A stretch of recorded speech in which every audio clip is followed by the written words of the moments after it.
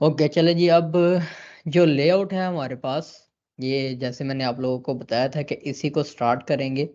Start हम हमेशा जब भी आप अपना थीम कोड करना शुरू करते हैं तो आप हमेशा उन एलिमेंट्स से या उस लेआउट से आप स्टार्ट करते हैं जो मल्टीपल पेजेस के ऊपर कंसिस्टेंट रहना होता है, जिनमें सबसे प्राइम एग्जांपल हमारे पास हेडर और फुटर की होती है। सबसे पहले हम अपनी थीम के लिए हेडर और फुटर कोड करते हैं और उसके बाद जेनेरिक लेआउट्स कोड करना शुरू करते हैं, और जो जैसे होम पेज वगैरह है, इनको लेटर ऑन आप डिज़ाइन करते हैं या कोड करते हैं। हेडर और फुटर से स्टार्ट करते हैं। हमारे पास कोड एडिटर यहाँ पर अवेलेबल है। अब आपकी थीम में हेडर डॉट पीएचपी हैंडल करती है आपके हेडर के स्ट्रक्चर को, और हेडर के स्ट्रक्चर में बाय डिफ़ॉल्ट आपको ये कुछ लगा हुआ स्ट्रक्चर मिल जाता है, और इसको आप इस्तेमाल कर सकते हैं। जैसे कि यहाँ पर नेविगेशन मेन्यू वगैरह ऑलरेडी जो वर्डप्रेस में आपने बनाकर लगाया हुआ है, उसकी लोकेशन डिफाइन की हुई है। उसको आप यहाँ पर बता सकते हैं कि कौन से लोकेशन वाला मेन्यू आप यहाँ पर डिस्प्ले करवाना चाह रहे हैं। मेन्यूज डिफाइन कैसे होते हैं, जहाँ पर मैंने आपको शुरू में बताया था फंक्शंस डॉट पीएचपी की फाइल में आप रजिस्टर नैव मेन्यूज के फंक्शन के अंदर एरे की सूरत में मल्टीपल नेविगेशन मेन्यूज पास करते हैं, जिनमें आप उनको एक यूनिक आईडी असाइन करते हैं, और उसके बाद उसका जो नेम आपने देना है, जो उसका लेबल होता है बेसिकली, वो बताते हैं। इस तरह से अगर आपने मल्टीपल मेन्यूज बनाने हैं तो आप उनको पहले तो रीनेमिंग कर लें। इसको मैं कह लेता हूँ प्राइमरी मेन्यू। अब अगर आप हमारे लेआउट के ऊपर नोट करें, अगर तो वर्डप्रेस की थीम जो आप बना रहे हैं उसका लेआउट सिंपल हो, जैसे यहीं पर हेडर में नेविगेशन डिस्प्ले होनी होती है, तो आप एक मेन्यू लोकेशन या मैं प्राइमरी उसको रख लें। लेकिन हमने तो इसको, ये थोड़ा सा जी इंडेक्स का मेरे ख्याल से इशू है।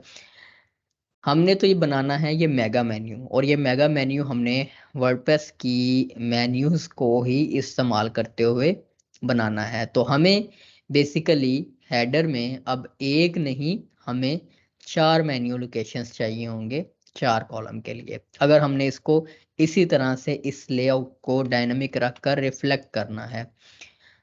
तो हम इसकी नेमिंग इस तरह कर लेते हैं, मेगा मेन्यू 1 और मेगा मेन्यू 2, 3, 4 सो ऑन। हम इसकी 4 मेन्यू लोकेशंस पहले रजिस्टर कर लेते हैं।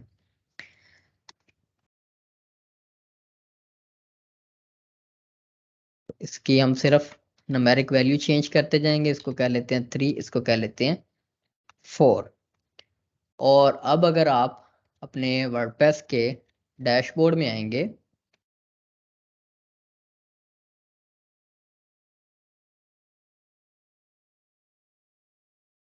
तो यहाँ पर अपीयरेंस में जब आप मेन्यूज की टैब में जाएंगे, तो यहाँ पर आप देखेंगे आपके पास 4 मेन्यू लोकेशंस नए आ जाएंगे।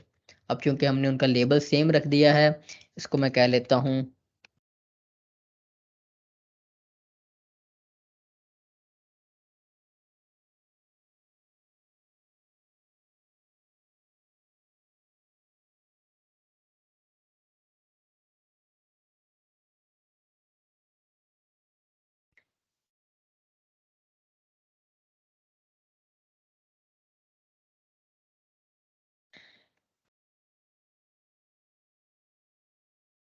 तो अब आपके पास यहाँ पर 4 लोकेशंस आ गई। अब यूजर जो है वो यहाँ से मेन्यू क्रिएट करेगा।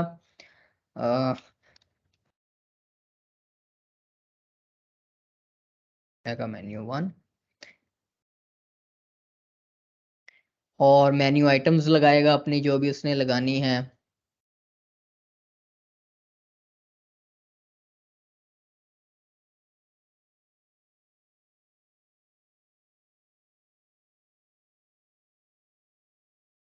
और यहाँ से लोकेशन चूज करेगा कि किस लोकेशन के ऊपर इस मेन्यू को ऐड करना है।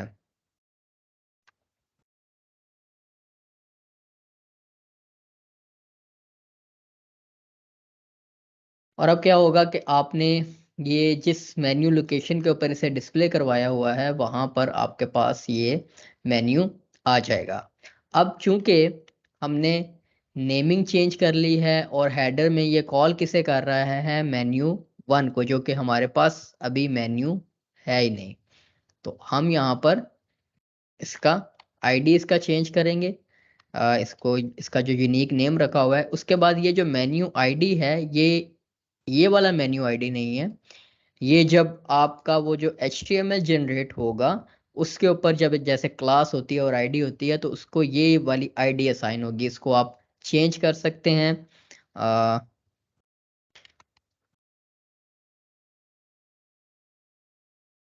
अगर आपने यूनिक आईडीज इसको असाइन करनी है।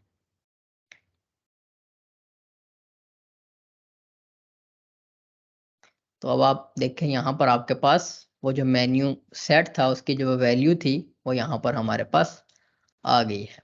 इस तरह से आप जो भी मेन्यू डिफाइन करेंगे यहाँ पर, उनको आपने जितनी जगह पर इस्तेमाल करना होगा आप यही same code WP nav menu का यूज करेंगे। इसको मैं रिमूव भी कर देता हूँ, आपको शुरू से भी लगा के दिखा दूंगा, जाके आपको लगे कि ये लगा लगा ये कोड आपको अगर समझ नहीं आ रहा। तो सबसे पहले तो हमने स्ट्रक्चर अब एडजस्ट करना है। स्ट्रक्चर कैसे एडजस्ट करेंगे, ये सबसे पहले स्किप लिंक वाला जो एंकर टैग है इसको आपने रिमूव नहीं करना है। ये वर्डप्रेस की एक्सेसिबिलिटी रिक्वायरमेंट है कि स्क्रीन रीडर्स के ऊपर आपका थीम जो है वो काम करे। तो उसके लिए ये जब यूज़र जो है वो टैब प्रेस करता है आपके पेज के ऊपर या स्क्रीन रीडर से आपकी वेबसाइट जो है वो रीड कर रहा होता है और वो हेडर वगैरह को स्किप करके डायरेक्ट कंटेंट पे जाना चाह रहा होता है, तो यहाँ पर आपने वो आईडी पास की होती है उस कंटेनर की जहाँ से आपका कंटेंट स्टार्ट हो रहा है, और ये इसके लिंक के क्लिक के ऊपर ये उसको डायरेक्ट उस कंटेंट पर लेकर जा रहा होता है। अगर मैं यहाँ पर स्क्रीन रीडर्स जो है वो अगर इस्तेमाल कर रहा हूँ या आप जो है वो इसके ऊपर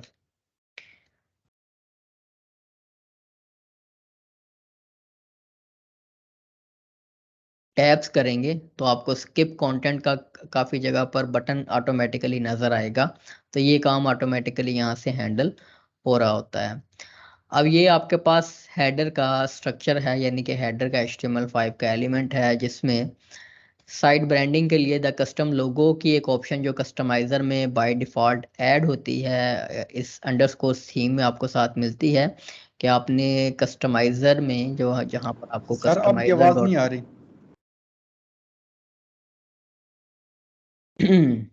आवाज नहीं आ रही? मेरे पास तो शो हो रहा है कि जा रही है आवाज। सर आपकी आवाज नहीं आ रही। जी सर, आवाज आ रही है आपकी। आपके पास नहीं आ रही मेरे ख्याल से। मेरे पास जब आवाज नहीं जा रही होती तो वो माइक का मुझे पता लग जाता है, ग्रीन बंद हो जाता है।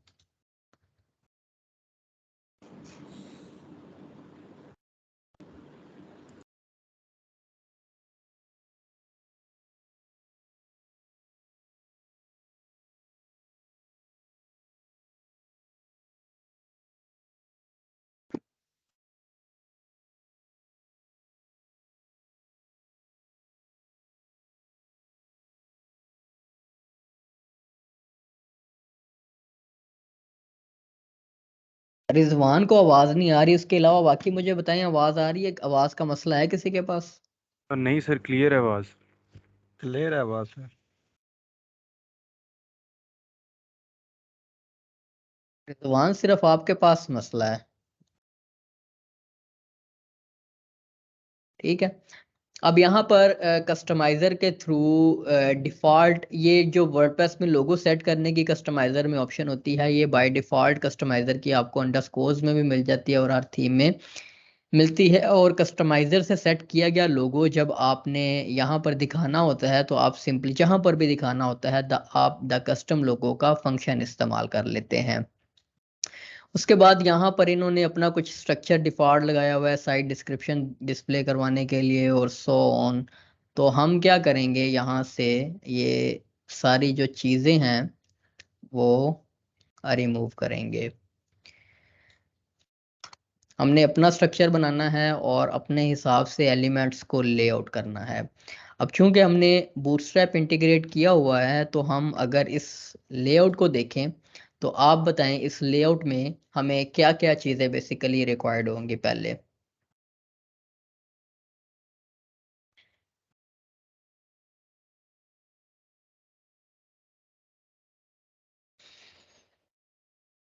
बोला करो साथ साथ। सर आई थिंक 2 रोज होंगी, एक जो ऑरेंज वाली हेडर में हम्म, जो part है उसके लिए, और एक ये डार्क हम्म, ब्लू वाले के लिए। और उसके लिए जो ऑरेंज वाला पार्ट है उसके लिए आई थिंक 2 कॉलम्स होंगे, एक जो लेफ्ट की हम्म, जो किसी पॉलिसी टर्म्स, और एक ये सोशल आइकन्स के लिए। और हम्म। जो नीचे डार्क ब्लू वाला है उसमें आई थिंक एक सर्च के लिए होगा, एक ही जो बाकी आइकन्स हैं लेफ्ट साइड के ऊपर, एक लोगो पे, और एक ये बटन के लिए, या 3 भी कर सकते हैं। ठीक हो गया, ऐसा ही होगा। हमारे पास 2 रोज बनेंगी और फर्स्ट रो में हमारे पास 2 कॉलम होंगे, थर्ड रो में हमारे पास 3 कॉलम होंगे। हम तीनों सेक्शंस, हम इनको एक एक सेक्शन कंसिडर करते हैं। इसको हम ब्रांडिंग में ले जाएंगे, लोगो और वो जो नेविगेशन मेन्यू टॉगल है। और उसके बाद सेकंड में हम सिर्फ सर्च बॉक्स लेकर आएंगे और थर्ड में हम हमारे ये जो आइकन्स हैं इन्हें ले आएंगे। तो यहाँ पर आप क्या करें अब, जब आपने अपने थीम को ऑब्वियसली रिस्पॉन्सिव भी बनाना है, उसको हम वर्डप्रेस में अपनी थीम में कैसे टैकल करेंगे। अगर तो माइनर चेंजेस हैं, आपने सिर्फ मोबाइल रिस्पॉन्सिव मोड पर जाकर सिर्फ कुछ एलिमेंट्स को हाइड कर देना है और कुछ को दिखा देना है, तो आप एक ही स्ट्रक्चर के अंदर चले जाएं, आपको कोई मसला नहीं है। लेकिन अगर आपके हेडर का लेआउट जो है वो मोबाइल के ऊपर टोटली डिफरेंट और डेस्कटॉप के ऊपर टोटली डिफरेंट है, तो आप 2 टेम्पलेट्स बनाएंगे, सेपरेट टेम्पलेट पार्ट्स बनाएंगे, जिनमें आप एक टेम्पलेट बनाएंगे डेस्कटॉप हेडर के लिए और एक टेम्पलेट बनाएंगे आप रिस्पॉन्सिव मोबाइल हेडर के लिए। तो सबसे पहले डेस्कटॉप हेडर से स्टार्ट कर लेते हैं। इसको मैं कह लेता हूँ, एक कंटेनर बना लेते हैं, इसको मैं कह लेता हूँ डेस्कटॉप हेडर। और इसके लिए हम एक नया टेम्पलेट फाइल बनाएंगे, इसको सेव कर लेते हैं टेम्पलेट पार्ट्स के फोल्डर में, और इसको हम कह लेते हैं हेडर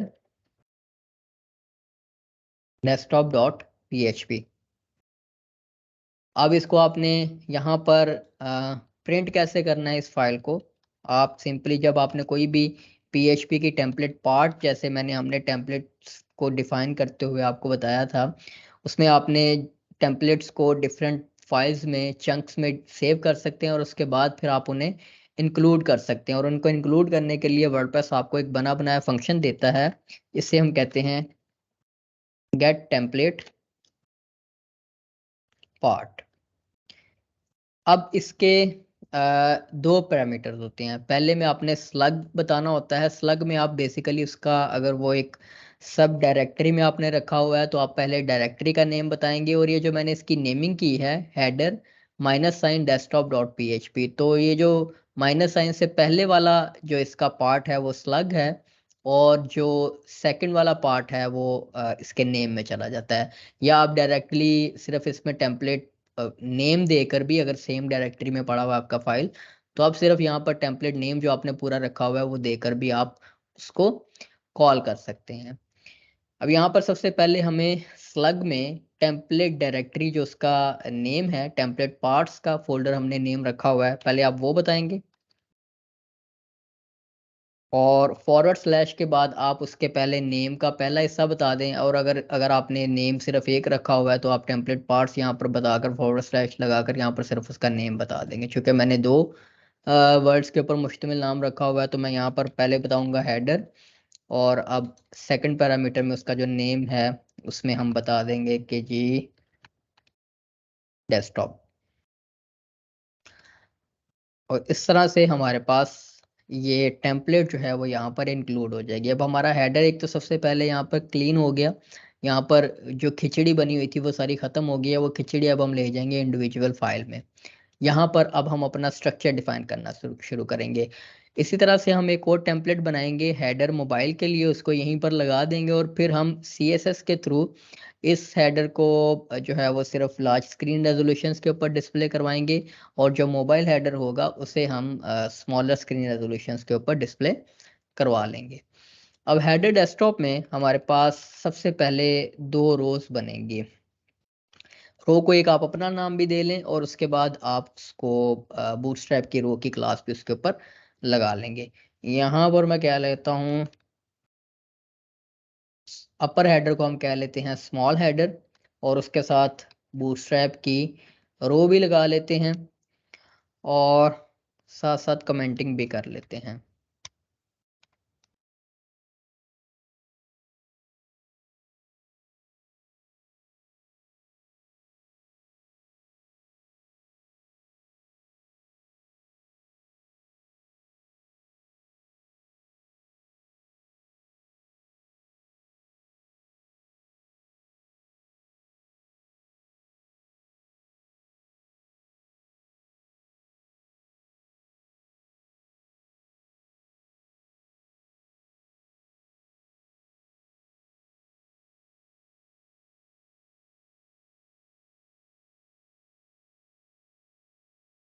अब इस रो में हम एक कंटेनर यूज करेंगे बूटस्ट्रैप का,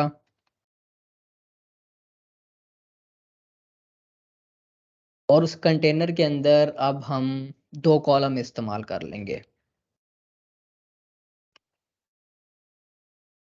उस कॉलम को अगर आपने, क्योंकि हम सेपरेट हेडर बना रहे हैं मोबाइल के लिए और डेस्कटॉप के लिए, तो इसलिए हमें इस वर्जन में, इस लेआउट में मोबाइल रिस्पॉन्सिव की क्लासेस को फोकस करने की ज़रूरत नहीं है, क्योंकि वो हम जो मोबाइल हेडर बना रहे होंगे उसमें हम लगा ही मोबाइल की क्लासेस रहे होंगे। तो बाय डिफ़ॉल्ट इसको कॉलम 12 होता है इसका स्मॉल स्क्रीन रेजोल्यूशन के ऊपर, और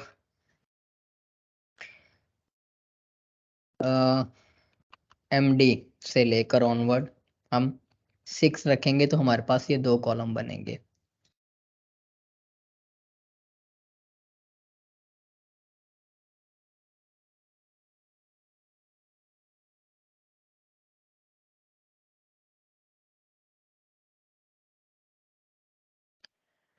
उसके अलावा अब चूंकि हमने जो इसकी स्टाइलिंग करनी है, उसके लिए हम CSS के वेरिएबल्स का सहारा लेंगे, CSS के कुछ वेरिएबल्स बनाएंगे। कलर्स में कलर कोड हार्ड कोड नहीं करेंगे, हम वेरिएबल्स को इस्तेमाल करेंगे, और ताकि हमें अगर कहीं पर कोई कलर स्कीम चेंज करनी पड़ रही है, या अगर आपने अपनी थीम में कलर स्कीम चेंज की ऑप्शंस देनी है, तो वो इजी होगा कि आप सिर्फ उस कलर वेरिएबल की वैल्यू चेंज करेंगे, और जहाँ जहाँ पर अभी वो वेरिएबल इस्तेमाल किया गया है वहाँ वहाँ पर उसकी वैल्यू चेंज हो जाएगी। तो आपके पास यहाँ पर डॉक्यूमेंट में HTML की बजाय भी एक डॉक्यूमेंट का रूट होता है, उसमें आप उसका रूट का एलिमेंट CSS में प्रॉपर्टी यूज करके अब यहाँ पर आप अपने वेरिएबल्स डिफाइन करने शुरू करें। वेरिएबल्स कैसे बनता है CSS में, आप सिंपली 2 माइनस साइन इस्तेमाल करते हैं और उस वेरिएबल का नेम दे देते हैं। मैं इसको कह लेता हूँ प्राइमरी, और उसके बाद आप उसको उसकी जो वैल्यू है वो असाइन कर दें। वैल्यू यहाँ से हम ये जो ब्लू कलर है इसे हम ले लेंगे एज ए प्राइमरी कलर। देखिए जैसे यहाँ पर भी वेरिएबल बना हुआ है।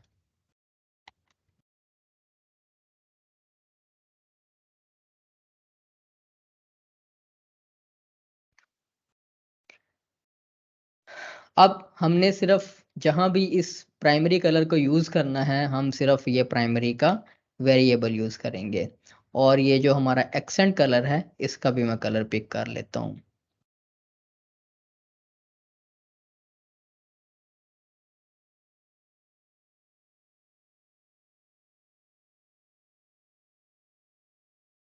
इसको हम कह लेते हैं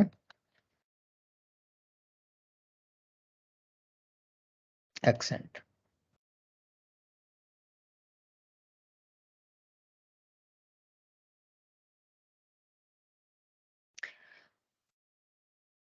इसको सेव कर लें, और अब जो है वो जो आपके स्टाइल डॉट CSS है, इसमें जो स्मॉल हेडर है उसके अंदर आने वाला जो कंटेनर है उसको हमने बैकग्राउंड कलर जो है वो एक असाइन करना है। उसके लिए हमारी CSS फाइल में हेडर के लिए एक सेक्शन बना लेते हैं।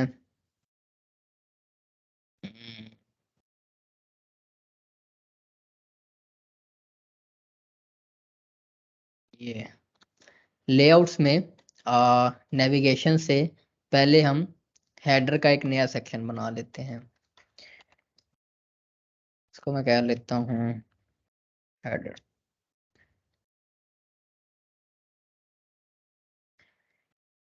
अब इसमें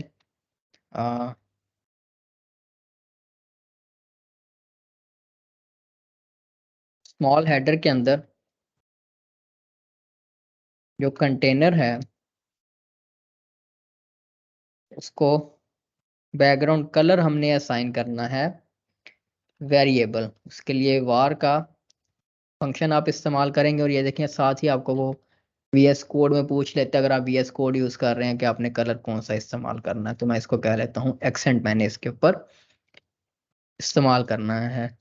और इसको कुछ जो है वो पैडिंग दे देते हैं, 10 पिक्सल्स की आई थिंक इनफ है। और इसको हमने एक बॉर्डर रेडियस असाइन करना है जो कि सिर्फ टॉप लेफ्ट और टॉप राइट कॉर्नर से होगा। इसको कह लेंगे 5 px 5 px 0 और 0। 4 कॉर्नर होते हैं पैडिंग मार्जिन, जैसे आपको पता होगा। ये चीज़ें मुझे मेरे ख्याल से एक्सप्लेन करने की जरूरत नहीं है। ये टॉप लेफ्ट और टॉप राइट से हम इसको 5 पिक्सल का बॉर्डर रेडियस दे रहे हैं, और बॉटम राइट और बॉटम लेफ्ट से हम इसको नहीं दे रहे।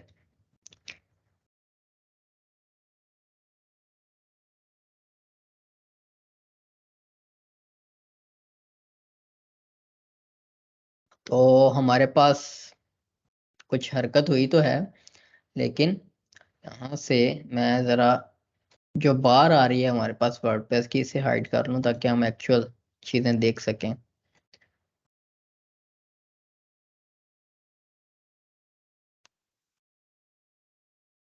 ओके, अब ये कंटेनर के अंदर नहीं है हमारे पास। बूटस्ट्रैप का बेसिकली इसके ऊपर कंटेनर इंप्लीमेंट होना चाहिए था। इसको देख लेते हैं क्यों नहीं हुआ।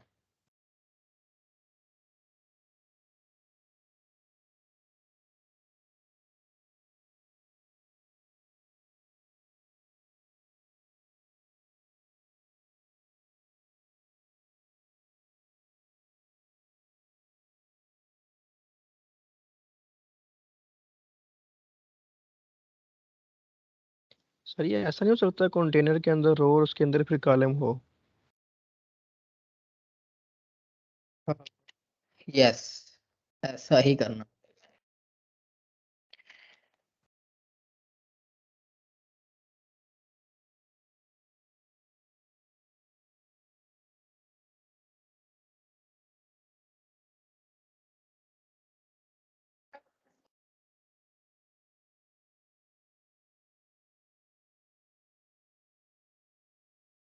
सर आवाज नहीं आ रही आपकी फिर।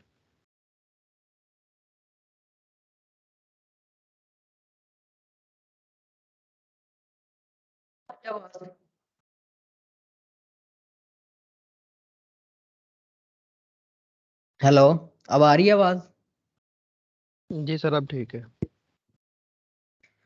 अच्छा, ये नॉइस कैंसलेशन वाले सॉफ्टवेयर का कुछ करना पड़ना है। ऐसा ही है, आपने ठीक बताया। बूटस्ट्रैप 4 में जो है वो कंटेनर रो के अंदर रखते थे आप। बूटस्ट्रैप 5 वगैरह में आपको जो कंटेनर है वो रो के बाहर होता है, और रो के अंदर आपके कॉलम्स होते हैं। और इस वजह से हमने जो थोड़ा सा स्ट्रक्चर चेंज हो गया हमारे पास। तो इसको हमें मूव करना होगा, इस क्लास को अबव। और इसके लिए यहाँ पर हमें एक नया कंटेनर बनाना होगा,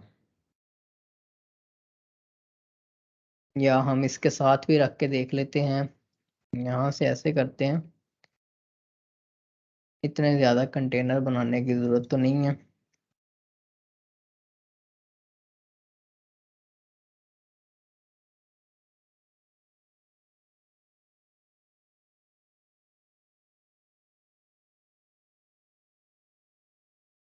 ओके, तो हमारे पास वो उस तरह से आ गया।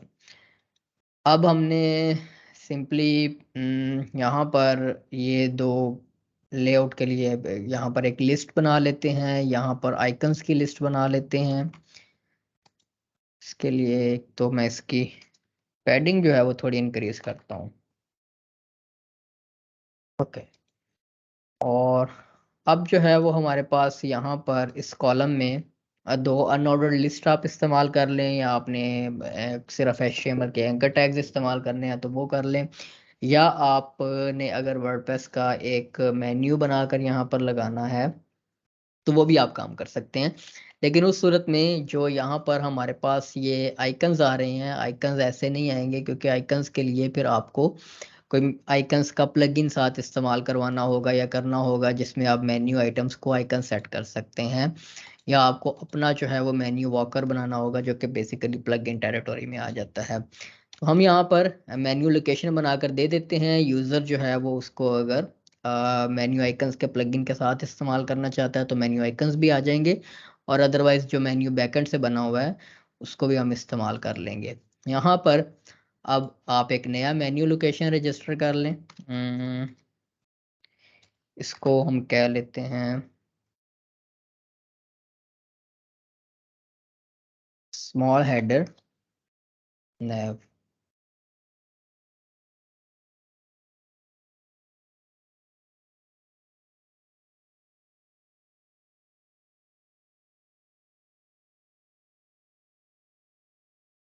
और यहाँ पर जब आपने इसको डिस्प्ले करवाना है तो आप PHP का फंक्शन इस्तेमाल करेंगे।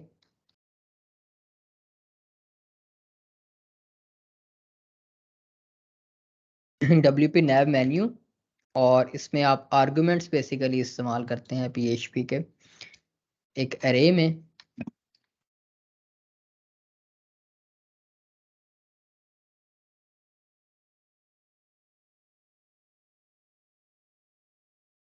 यहाँ पर हमने मेन्यू लोकेशन बताना है, तो मेन्यू लोकेशन इसके ज़रा बेसिकली मैं पैरामीटर देख लूँ मुझे, ताकि हम किसी किस्म की स्पेल मिस्टेक ना करें।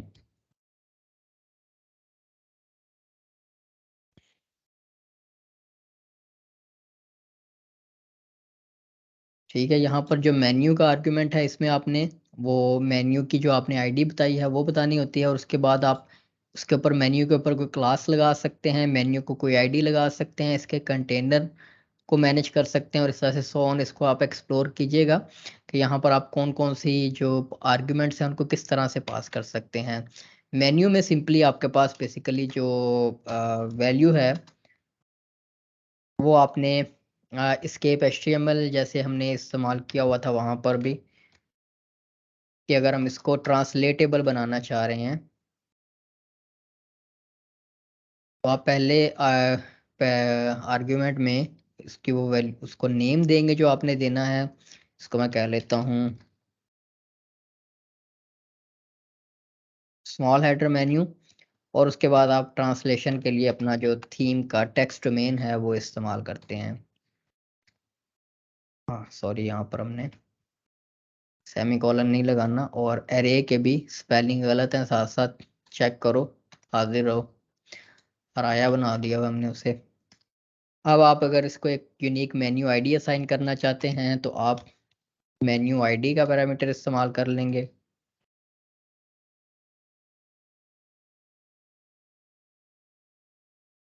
इसे मैं कह लेता हूँ स्मॉल हेडर नैव।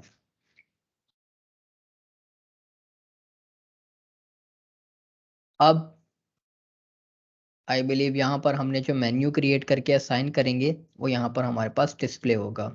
पेरेंट्स में मेन्यूज में आते हैं, और यहाँ पर एक नया मेन्यू क्रिएट कर लेते हैं। इसको मैं कह लेता हूँ स्मॉल हेडर, और इसके अंदर कुछ लिंक्स ऐड कर लेते हैं।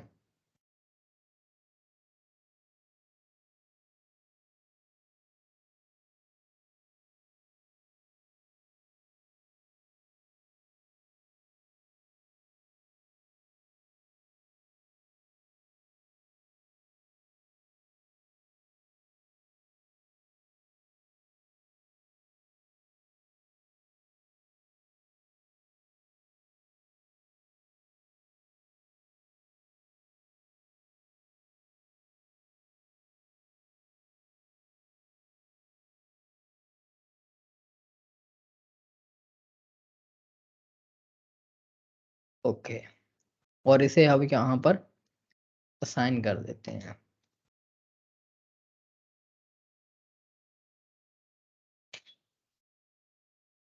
अब यहाँ पर आपके पास वो मेन्यू नहीं आया, मेन्यू हमने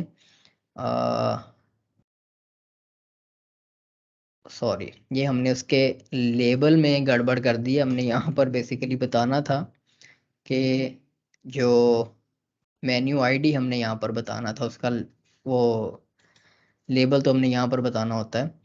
यहाँ पर हमने इसकी मेन्यू आईडी बतानी थी कि कौन सा मेन्यू लोकेशन हम यहाँ पर डिस्प्ले करवाना चाह रहे हैं।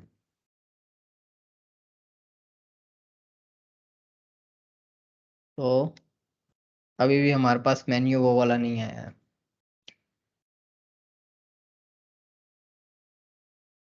बताओ भाई, कहाँ गड़बड़ है, साथ साथ बोलो।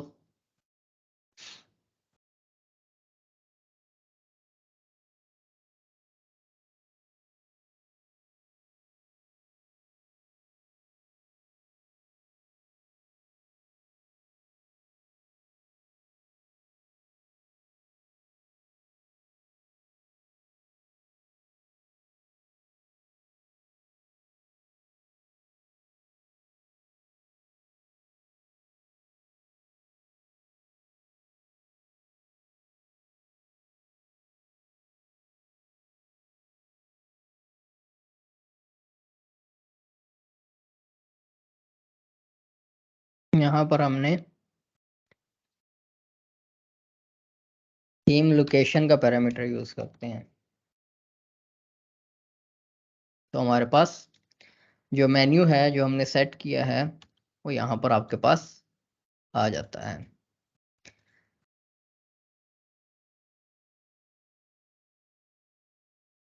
ओके, ठीक है। अब इसकी स्टाइलिंग है। अब आइकन्स के लिए हमें मेन्यू लोकेशन बनाने की ज़रूरत नहीं है। आइकन्स को हम मैनुअली असाइन करेंगे और उसके बाद कस्टमाइज़र में ऑप्शन देंगे कि यूज़र जो है वो आइकन्स कस्टमाइज़र से सेट कर सके, जो ऐड करने हैं ऐड कर सके या रिमूव कर सके, या उनको लिंक्स असाइन कर सके। और ये सारे काम हम जो है वो कस्टमाइज़र के थ्रू करेंगे। और अब आप इसको कोई क्लास भी लगा सकते हैं। आईडी तो आपके पास लगी हुई है। अ, इसको आप कह लें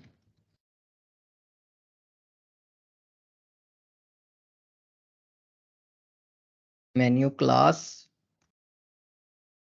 इसको एक स्पेसिफिक क्लास लगा देते हैं।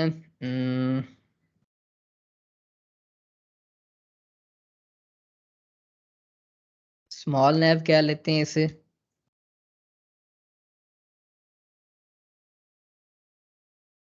और इसकी थोड़ी सी स्टाइलिंग कर लेते हैं। और सबसे पहले ये देख लेते हैं कि ये जो क्लास है लिस्ट के एलिमेंट पर हमारे पास इम्प्लीमेंट हो रही है या हमारे पास उसके कंटेनर रैपर में इस्तेमाल हो रही है। तो आपकी क्लास जो है वो अनऑर्डर्ड लिस्ट जो है अनऑर्डर्ड का HTML का एलिमेंट है उसके ऊपर इस्तेमाल हो रही है। तो हमें साथ इसके UL बताने की ज़रूरत नहीं है, ये ऑलरेडी UL के ऊपर है।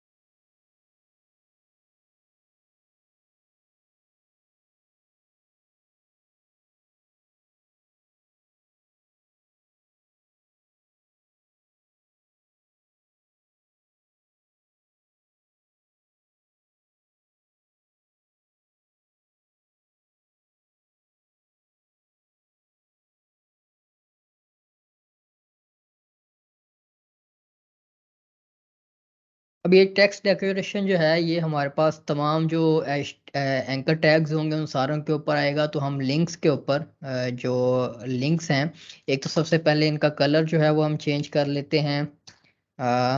लिंक्स का जो कलर है वो प्राइमरी कर देते हैं, और विजिटेड और होवर वगैरह का जो कलर है वो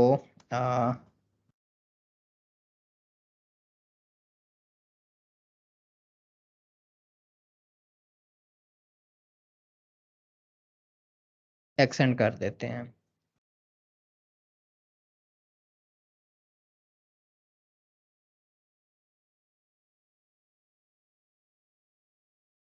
ओके, और जो टेक्स्ट डेकोरेशन है वो हम तमाम जो एंकर टैग्स हैं उनके ऊपर ख़त्म कर देंगे, क्योंकि टेक्स्ट डेकोरेशन हमें सिर्फ किसी जगह पर चाहिए होगी तो हम इस्तेमाल कर लेंगे। अदरवाइज टेक्स्ट डेकोरेशन जो एंकर टैग्स के नीचे आपके पास अंडरलाइन आती है उसकी हमें किसी जगह पर भी ख़ास ज़रूरत नहीं है।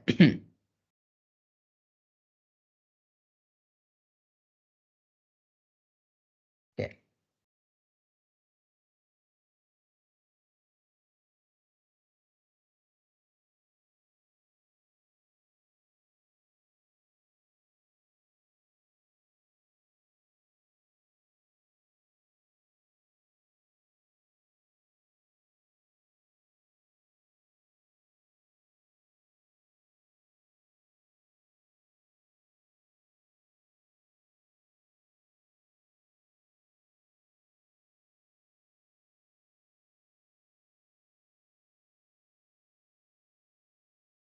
तो मेरे ख्याल से पैडिंग भी हमने काफ़ी ज़्यादा दी है, इसको भी कम कर लेते हैं।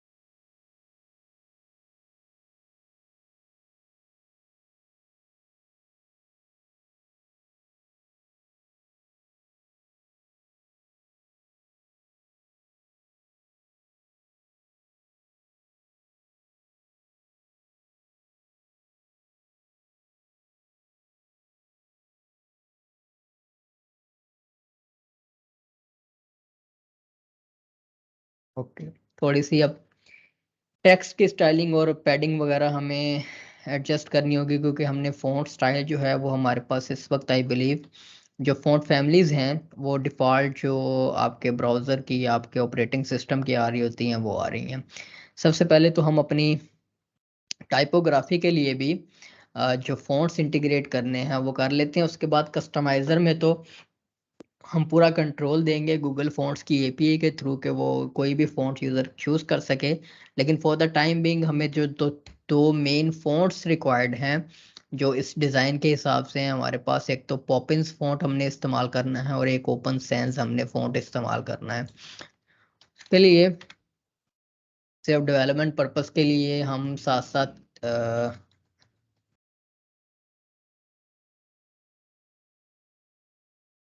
ये दो फ़ॉन्ट सिंपली अपनी सीएसएस फाइल में इंटीग्रेट कर लेते हैं, उसके बाद इसकी कस्टमाइज़र में ऑप्शंस दे देंगे।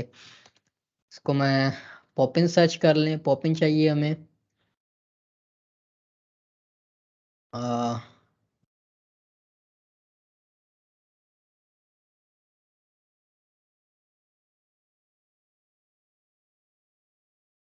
यहाँ से रेगुलर ऐड कर लेते हैं, मीडियम ऐड कर लेते हैं, और सेमी बोल्ड और एक्स्ट्रा बोल्ड। उसके बाद एक और फ़ॉन्ट हमें चाहिए,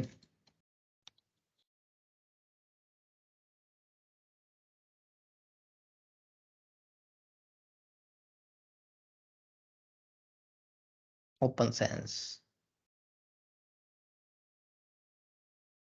इसका भी रेगुलर और मीडियम और बोल्ड ले लेते हैं।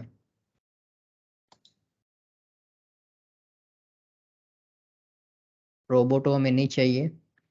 अब इसको आप या तो CSS फाइल के साथ लिंक कर सकते हैं या आप अपनी CSS फाइल में इंपोर्ट के मेथड के ज़रिए से इस्तेमाल कर सकते हैं। इंपोर्ट के मेथड के ज़रिए हम यहाँ पर टॉप पर इसको इस्तेमाल कर लेते हैं। यहाँ पर सिंपली इंक्लूड कर लेते हैं और जो हमारी टाइपोग्राफी सेटिंग्स है टाइपोग्राफी की, जहाँ पर हमारे पास ऑप्शन बनी हुई है, यहाँ पर आपको नज़र आएगी। पूरा सेक्शन बना हुआ है टाइपोग्राफी को मैनेज करने के लिए।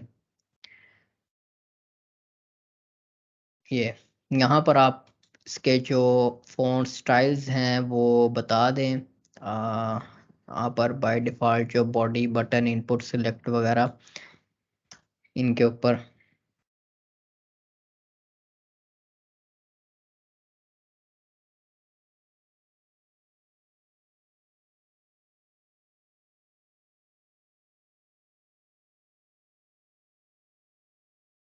ओके ओपन सेंस ही है, इसी तरह से इस्तेमाल करना हमने। और जो हेडिंग्स हैं उनके ऊपर ये फ़ॉन्ट फैमिली लगा देते हैं।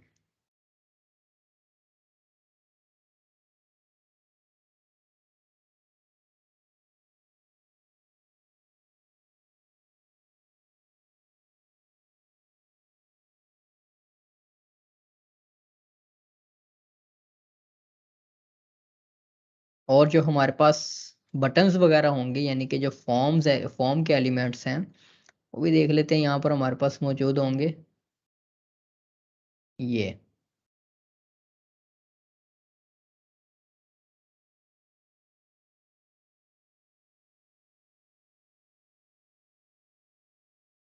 यहाँ पर भी पॉपिंस लगा देते हैं।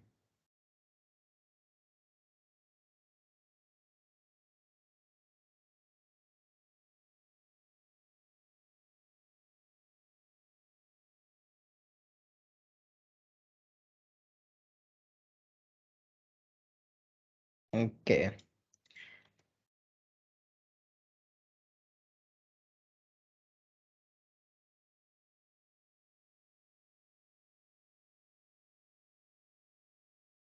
यहाँ पर ये आपकी बेसिकली मेन नेविगेशन की स्टाइलिंग है।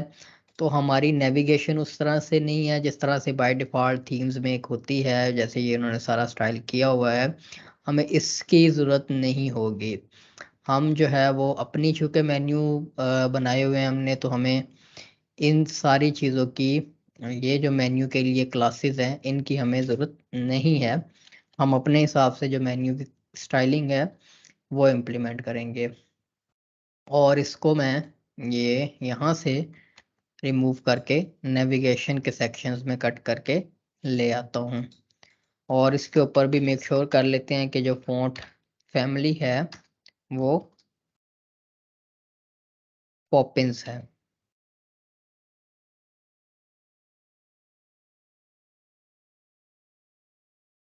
लाइन हाइट को यहाँ से रिमूव कर देते हैं, यहाँ पर लगा देते हैं।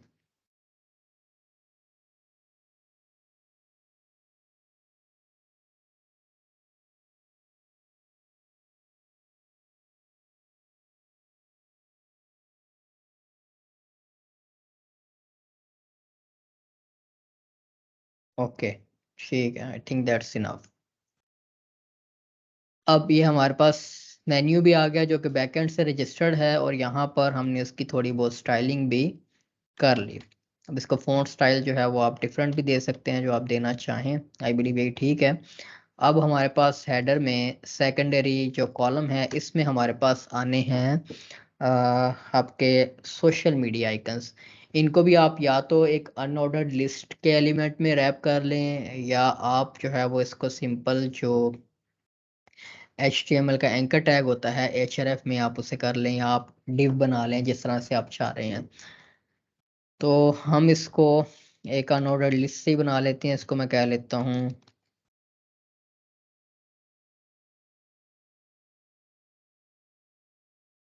Social icons. और इसमें जो है वो हम 3-4 लिस्ट एलिमेंट बना लेंगे।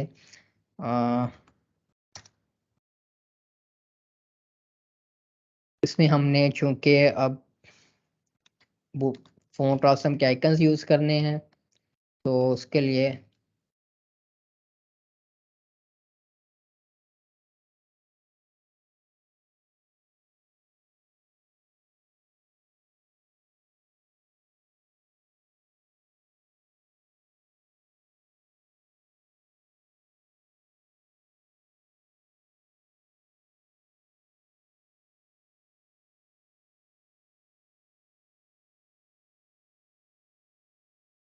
क्लास हमें देखनी होगी कौन कौन सी लगानी है। तो आप क्लास देखने के लिए फॉन्ट ऑसम की अपनी आइकन्स की जो लाइब्रेरी है वहां से आप चेक कर लें कौन कौन से फॉन्ट ऑसम के आइकन्स आपने लगाने हैं। तो आइकन्स में आते हैं,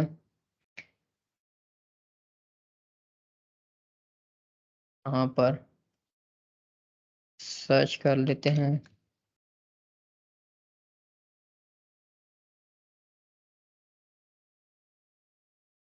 सोशल के आइकन्स आ जाएंगे आपके पास, और यहाँ से भी सर्च कर लें तो वो सोशल से रिलेटेड आइकन आपको देगा। अदरवाइज हम जो हमें आइकन चाहिए, पूरी लाइब्रेरी ये दिखा नहीं रहा उधर। फेसबुक का आपको जो ये वाला यहाँ से देख लेते हैं हमें कौन से इस्तेमाल किए हुए हैं। सर्कल इस्तेमाल किया हुआ है, तो सर्कल वाला आइकन आपके पास, ये आप यहाँ से कॉपी कर सकते हैं। बेसिकली उन्होंने नेमिंग जो है वो एफ ए ब्रांड्स और इस तरह से कर दी हुई है। ब्रांड्स के जितने भी आइकन्स हैं उनके लिए आपको प्रीफिक्स जो है वो साथ ब्रांड का इस्तेमाल करना होता है, ब्रांड्स का। तो यहाँ पर हमारे पास सर्कल आ जाएगा, और बाकी के एलिमेंट्स, बाकी जो आपने लगाने हैं के लिए इसको एक ही लाइन में ले आते हैं। अब इसको जो है वो चेंज कर लेते हैं, मल्टीपल एलिमेंट्स बना लेते हैं अपने।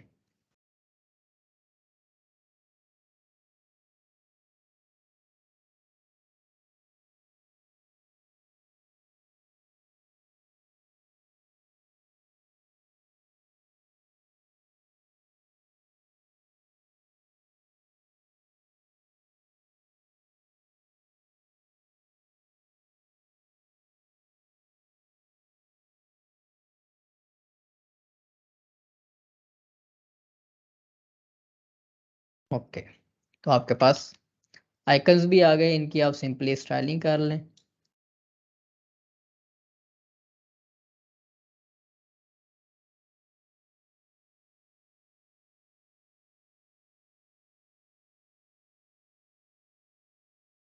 अच्छा, इसके लिए ये सेम काम इसके ऊपर भी होना है, तो हमें इसको रिपीट करने की जरूरत नहीं है।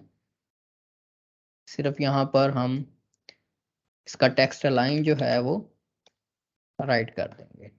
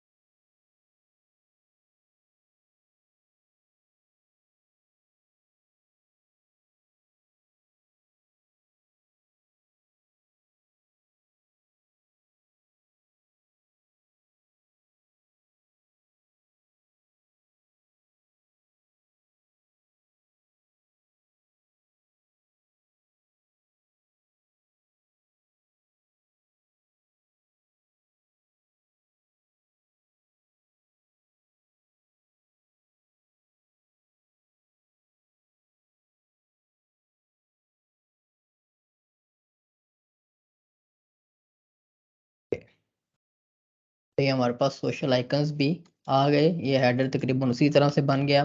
थोड़ा सा हमें इसे टॉप से मार्जिन देना है, उसके लिए आप बूटस्ट्रैप की मार्जिन की क्लास भी इस्तेमाल कर सकते हैं।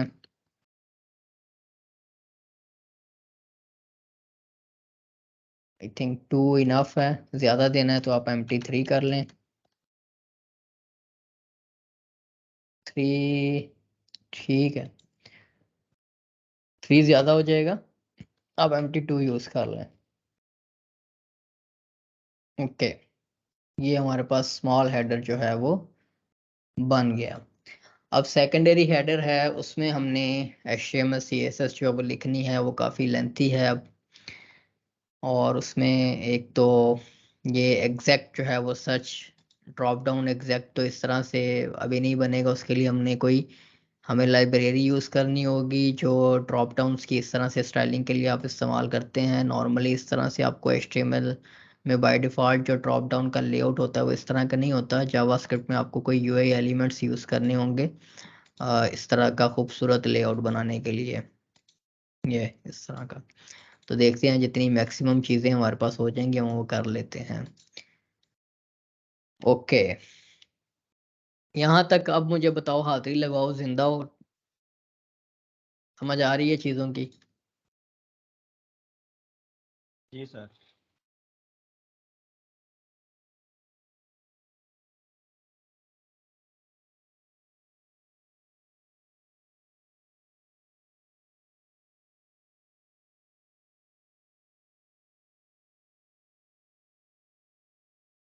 बोलो, खामोश हो गए हो सारे? यस सर, आ रही है समझ। जी सर, आ रही है अल्हम्दुलिल्लाह। अच्छा, अब हमारे पास एक और कंटेनर है जो है, मैं ज़रा अब थोड़ा सा माइक जो है ना वो साइड पर कर रहा हूँ ताकि कोड लिखने में ना मुझे बड़ी दिक्कत का सामना हो रहा है। आवाज़ आप लोगों को मेरे ख्याल से इधर से भी आती रहेगी।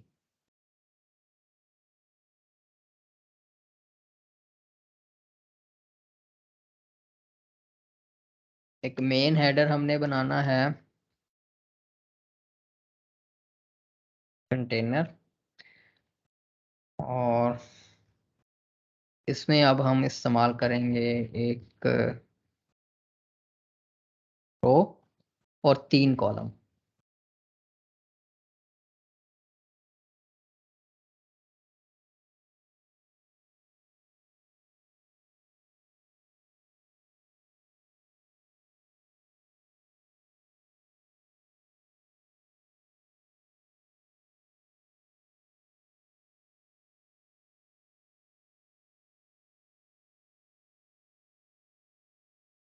अच्छा,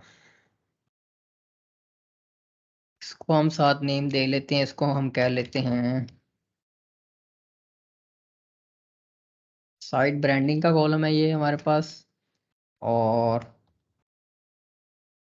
ये सर्च कॉलम है हमारे पास, और ये हमारे पास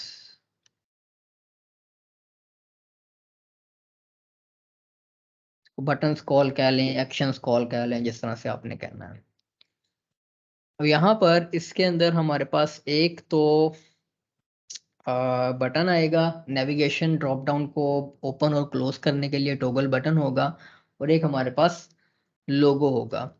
तो इसको या तो स्पैन में रख लें या आप 2 कंटेनर बना लें। इसको मैं कह लेता हूँ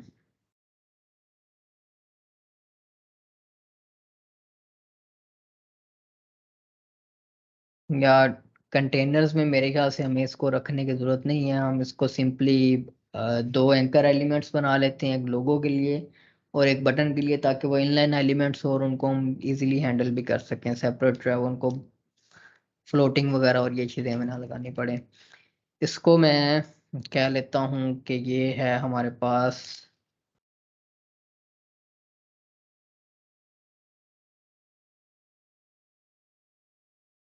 या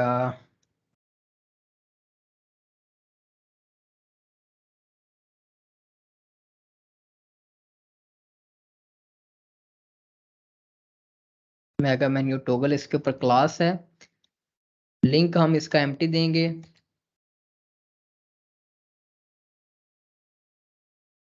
और इसको एक आईडी असाइन करेंगे हम, से मैं कह लेता हूँ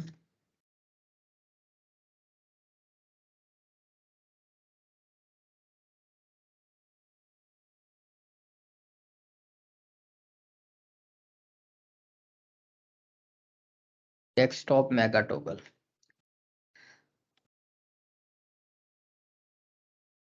क्योंकि ये HTML का स्ट्रक्चर रिपीट होगा। हम डेस्कटॉप और मोबाइल हेडर के ऊपर, दोनों के ऊपर हमें टॉगल बटन तो लगाना ही है। तो क्या होगा कि अगर आईडी जो है वो सेम होगा या एलिमेंट सेम होगा, तो वो डेस्कटॉप और मोबाइल के ऊपर वो जावास्क्रिप्ट हमारी एग्जीक्यूट नहीं होगी। हमें एक यूनिक आईडी इसको असाइन करनी होगी। आवाज़ आ रही है ना? साथ साथ बता देना मुझे। जी सर आ रही है। जी सर। ठीक है। अब इसमें हम सिंपली एक आइकन यूज कर लेंगे बूटस्ट्रैप का, और बूटस्ट्रैप कह रहा हूँ, सॉरी, फॉन्ट ऑसम।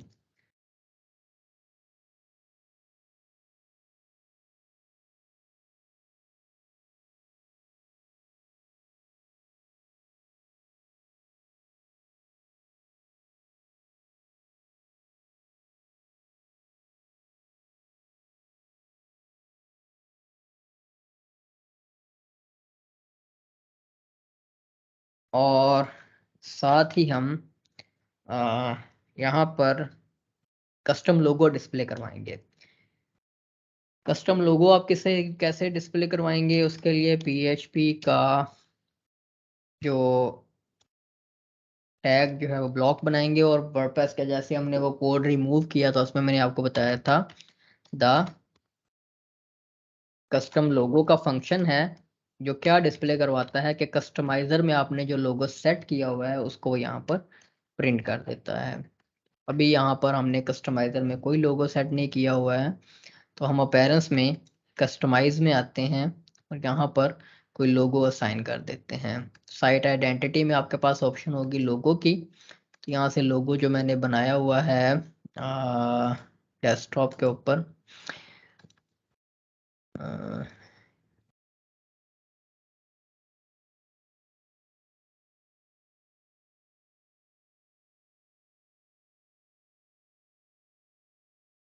ये है लोगो।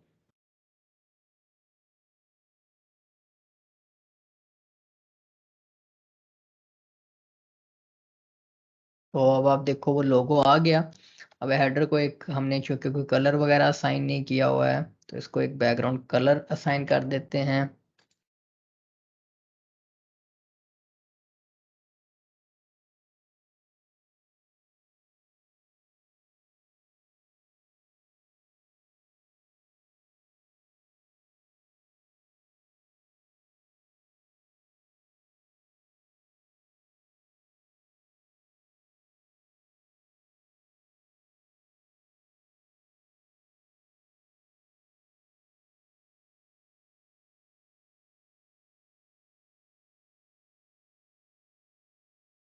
तो आई बिलीव हमने हर तरफ से जो है वो रेडियस देना है, और पैडिंग भी कुछ दे देते हैं। Okay.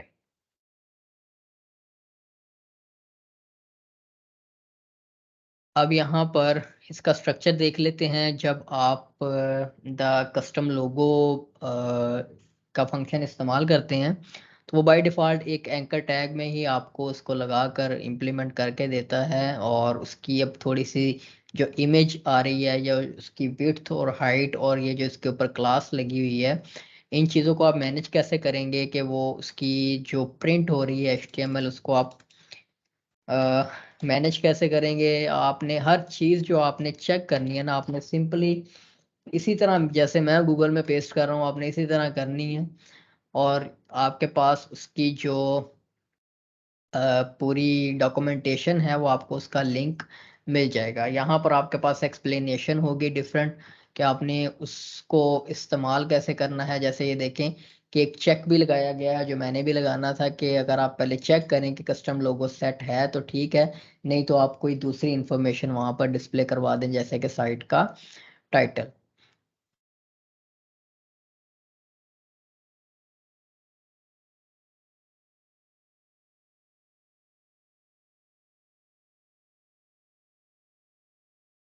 Okay.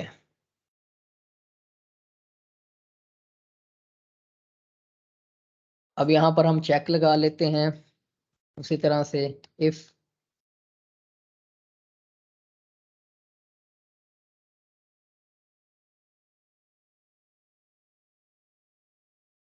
Has custom logo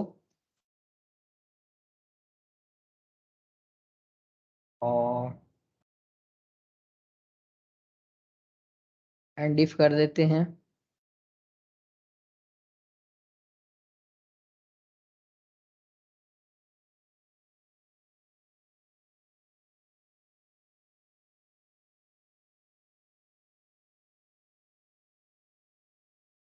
else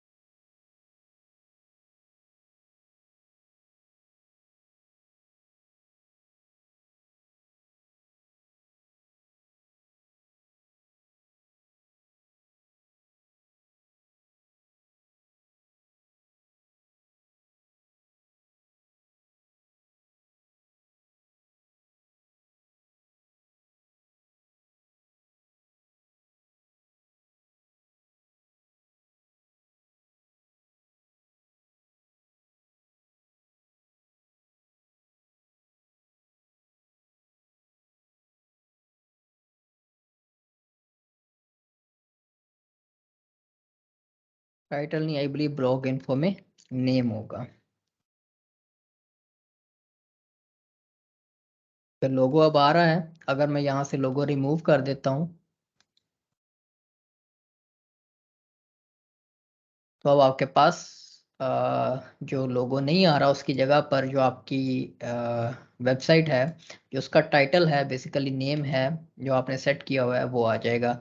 blog info का भी एक फंक्शन होता है पूरा, जिसमें डिफरेंट पैरामीटर्स होते हैं जिनको आप पास करते हैं, तो आपके पास जो है वो डिफरेंट इंफॉर्मेशन आप बेसिकली चेक कर सकते हैं। इसको अगर आपने मज़ीद इसकी एक्सप्लेनेशन या इसके मज़ीद पैरामीटर्स जो है वो चेक करने हैं, तो आप ब्लॉग इन्फो के फंक्शन को लिख के सर्च कर लें, तो आपके पास यहाँ से आ जाएगा कि आप क्या क्या इंफॉर्मेशन अपने वर्डप्रेस वेबसाइट की यहाँ से इसके अंदर इस्तेमाल कर सकते हैं। जैसे नेम है, डिस्क्रिप्शन है, WP URL है और सो ऑन। इस तरह से आप मुख्तलिफ इंफॉर्मेशन जो है वो यहाँ पर फैच करके डिस्प्ले करवा सकते हैं। तो हमारे पास लोगो मैं दोबारा से सेट कर देता हूँ।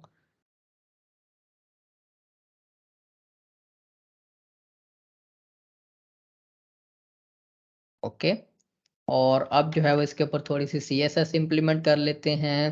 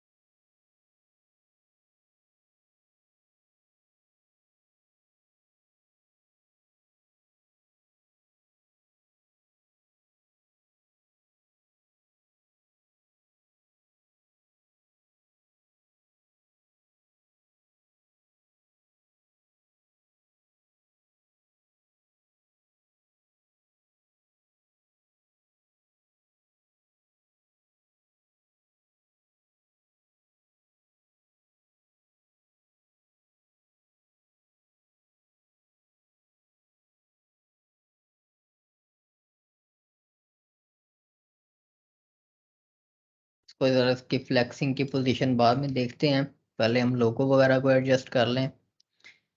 अब लोगो है आपके पास साइड ब्रांडिंग में, उसके ऊपर आपके पास क्लास लगी हुई है।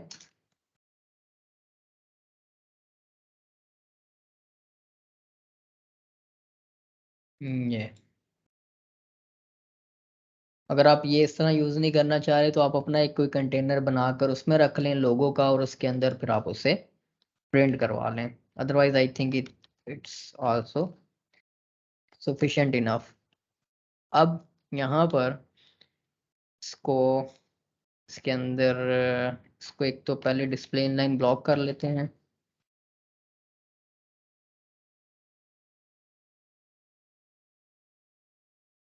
और इसको एक मैक्स विड्थ में असाइन कर देता हूँ 150 पिक्सेल्स की, और इसको लेफ्ट से मार्जिन दे देते हैं।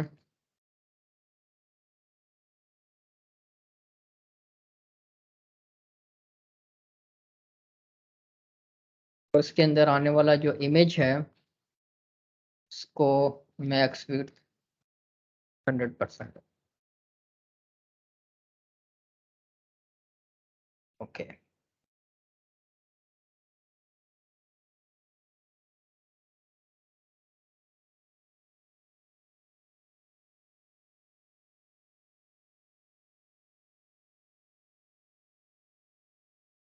थोड़ा सा अब इनमें स्पेसिंग का इशू होगा आपके पास गैप के लिए।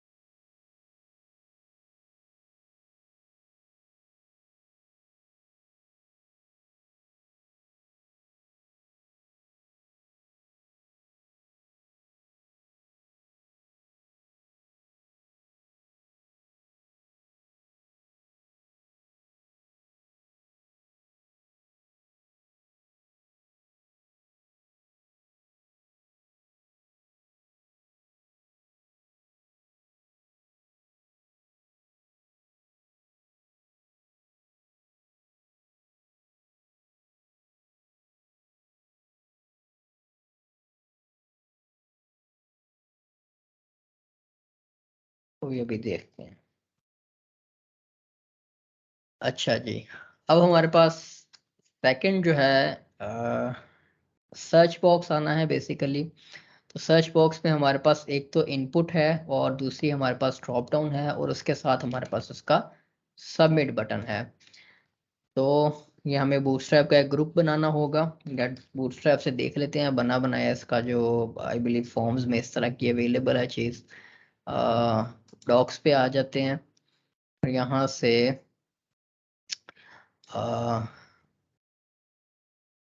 इनपुट ग्रुप में आ जाते हैं।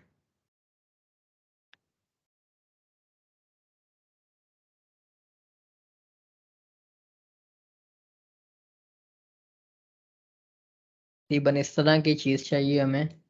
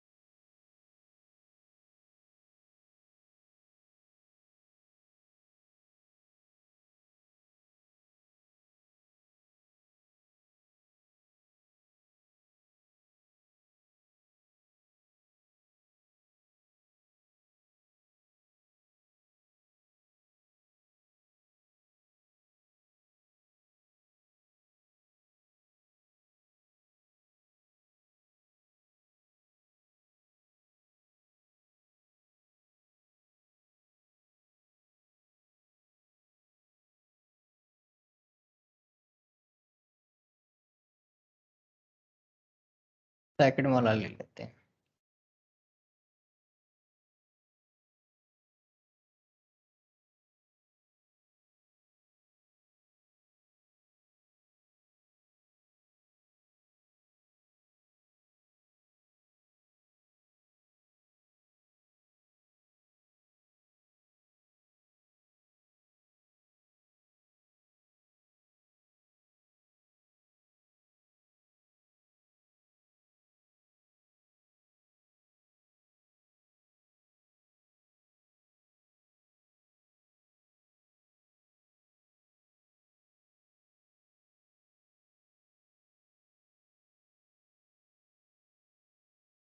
ओके, इसको मैं कह लेता हूँ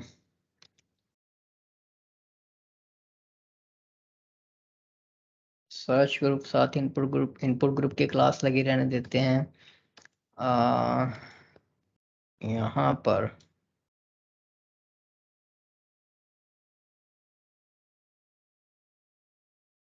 और बटन हम यहाँ पर डिस्प्ले करवाते हैं।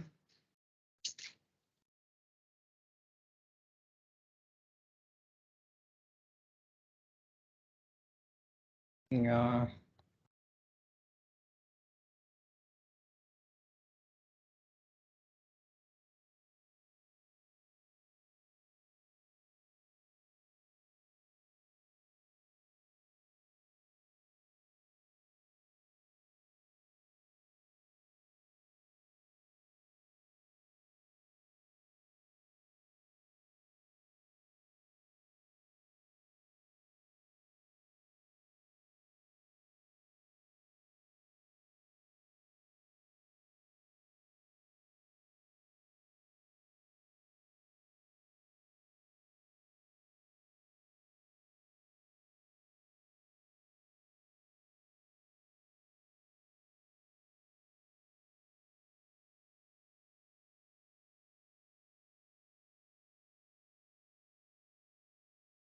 तो यहाँ पर हमारे पास इसकी ड्रॉप डाउन दिखाने के लिए ड्रॉप डाउन डॉट जेएस का एरर है।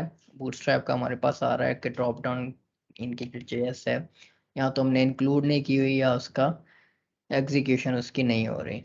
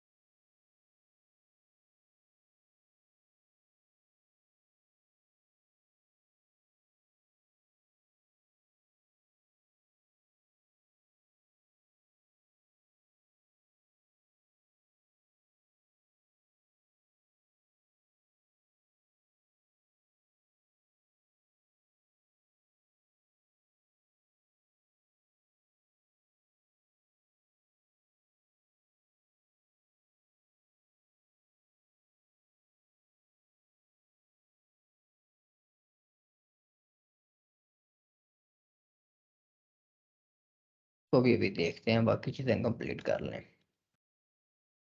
ओके, अब यहाँ पर हमने कुछ आइकन्स जो है वो डिस्प्ले करवाने हैं राइट साइड पर। उसके लिए अनऑर्डर्ड लिस्ट ही बना लेते हैं, इसको मैं कह लेता हूँ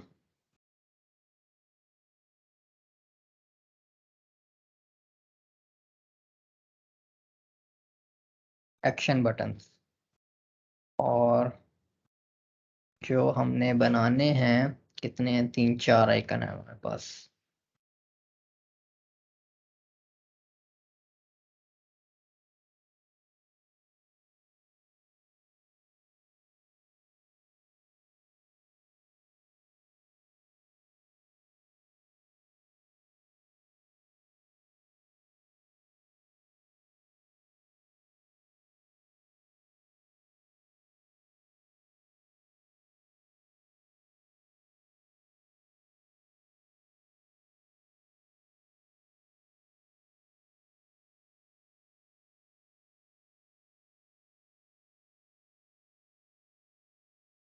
आई बिलीव ब्रांड्स तो नहीं है वो हमारे पास, मैंने गलत क्लास लगा ली है। FAS होगी हमारे पास। और स्टोर है, सर्च कर लेते हैं यहाँ से।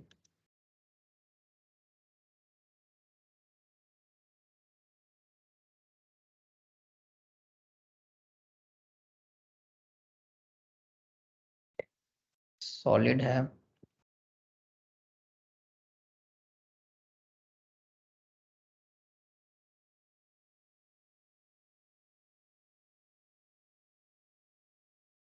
स्टोर और हार्ट।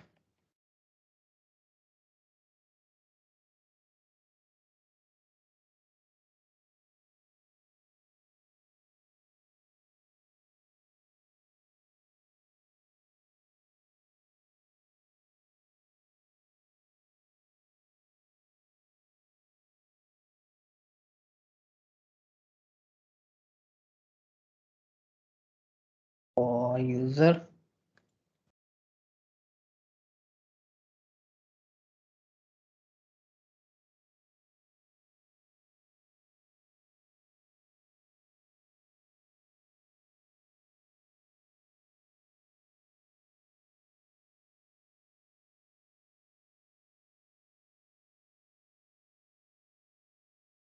और कार्ट।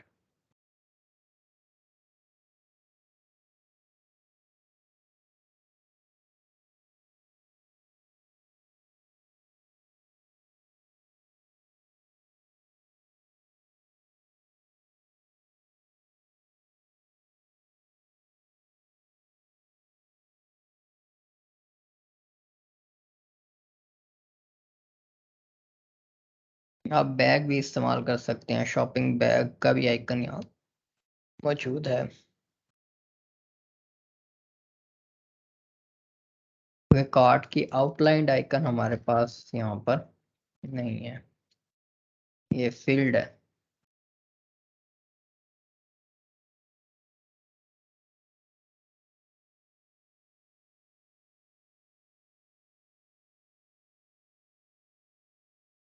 बैग वाला आइकन लगा लेते हैं।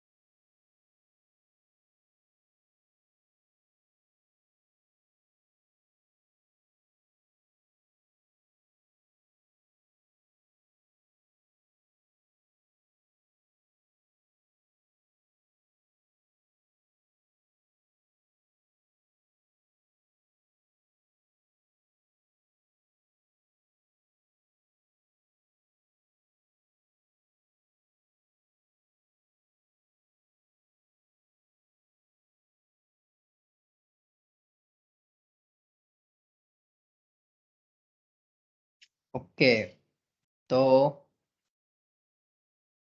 ये हमारे पास आइकन्स भी जो है वो आ गए हैं। अब थोड़ा सा ये हमारे पास जो ड्रॉप डाउन का इशू है ये हमारे पास आ रहा है। उसके लिए हम क्या करते हैं कि ये इनका इनपुट ग्रुप बना हुआ है, इसको ज़रा मैं यहाँ से रिमूव करके मैनुअली हम अपनी ड्रॉप डाउन्स और वो बाकी चीज़ें लगा कर देखते हैं।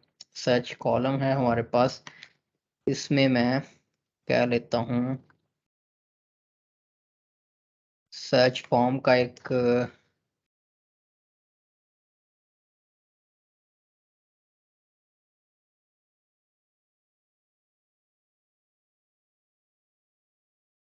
ऐड सर्च फॉर्म कह लेते हैं इसे। और इसमें मैं या तो आप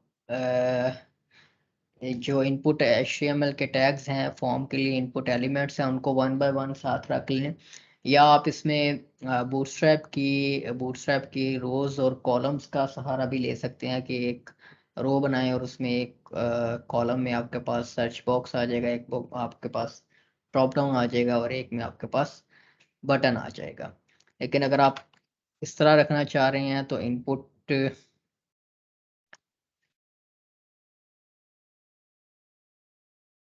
टेक्स्ट में हमारे पास सबसे पहले इसका नेम रख लेंगे, इसको हम कह लेते हैं कीवर्ड, और इसको कोई आईडी असाइन नहीं करेंगे, हम सिंपली इसको एक प्लेस होल्डर लगा लेते हैं। इसे मैं कह लेता हूँ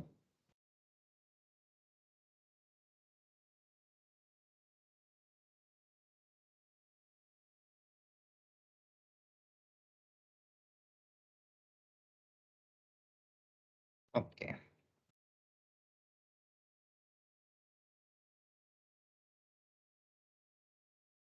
उसके बाद एक सिलेक्ट ले आते हैं, इसको मैं कह लेता हूँ कैटेगरी, और इसको एक आईडी से भी असाइन कर लेते हैं।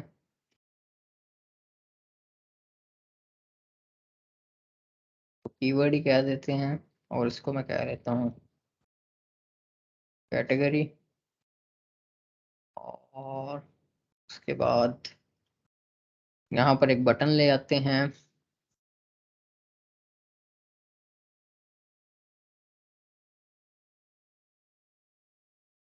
इनपुट टाइप सबमिट का, इसमें क्या लेता हूँ सर्च।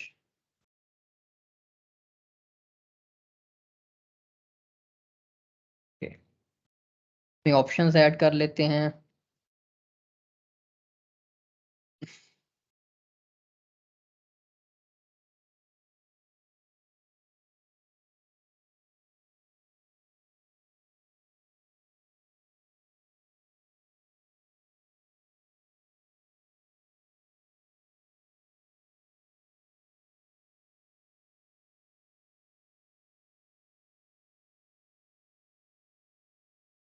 फिलहाल हम इसमें स्टैटिक जो नेम्स हैं वो पास कर देते हैं। उसके बाद जब हम इसकी प्रॉपर वूकॉमर्स इंटीग्रेशन करेंगे तो हम यहाँ पर वूकॉमर्स की जो एक्चुअल कैटेगरीज होंगी वो पॉपुलेट करेंगे। इसको मैं कह लेता हूँ 1,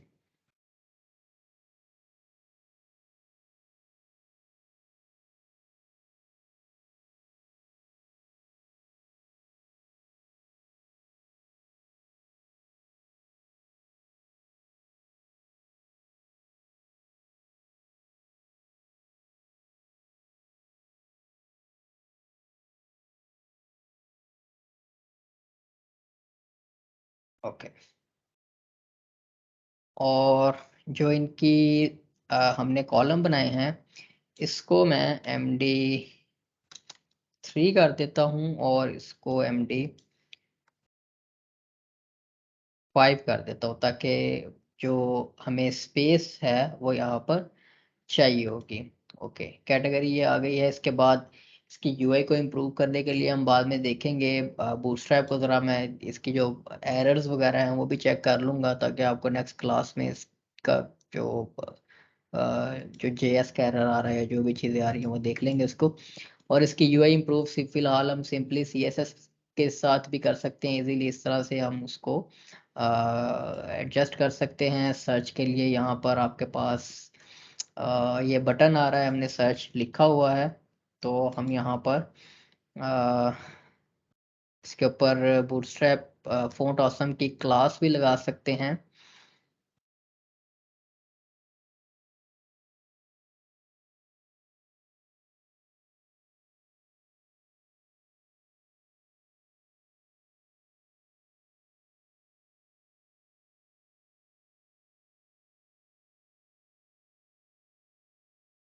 सॉरी, क्लास के लिए हमें बूटस्ट्रैप में आइकन्स जब आपने लगाने हैं फील्ड्स के साथ, तो उसके लिए स्पेशल काम परफॉर्म करने होंगे। बूटस्ट्रैप के अपने आइकन्स भी हैं यहाँ पर हमारे पास। इसको हम बटन के साथ रख सकते हैं। जो बटन के टैग में आप लगा लें इसे,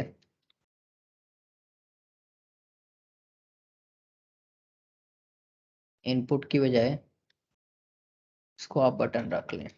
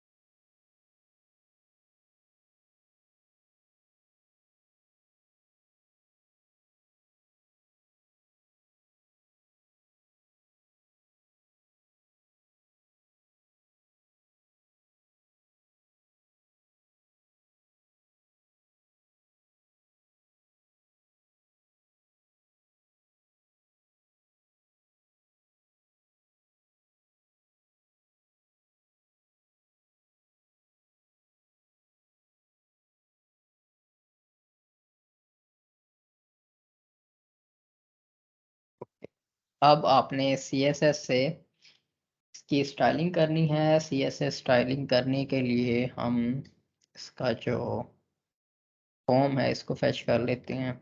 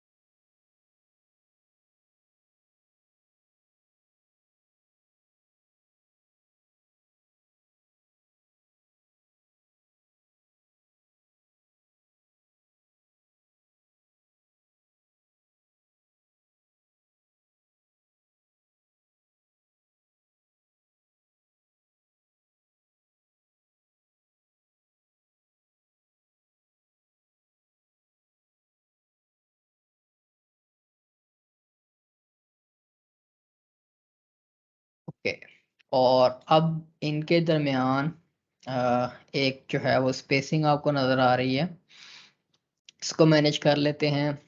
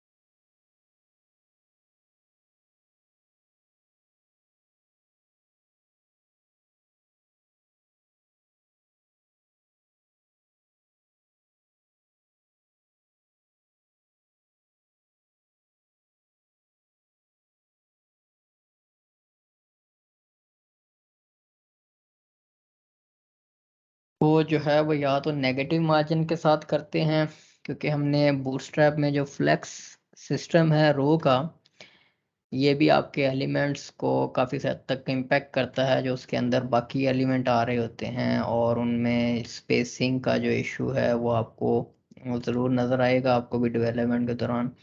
इसके लिए या तो आप इनको ईच को नेगेटिव लेफ्ट से कोई जो मार्जिन है वो नेगेटिव सेट कर दें, ताकि वो एक दूसरे के साथ आ जाएं, या आपको जो है वो इन्हें रो बनाकर उसके अंदर कॉलम बनाकर उनकी पैडिंग जो है वो ख़त्म करके उसके साथ 3 कॉलम्स में सेपरेटली रखना होगा। तो अगर इसको मैं मार्जिन लेफ्ट जो है वो नेगेटिव देता हूँ,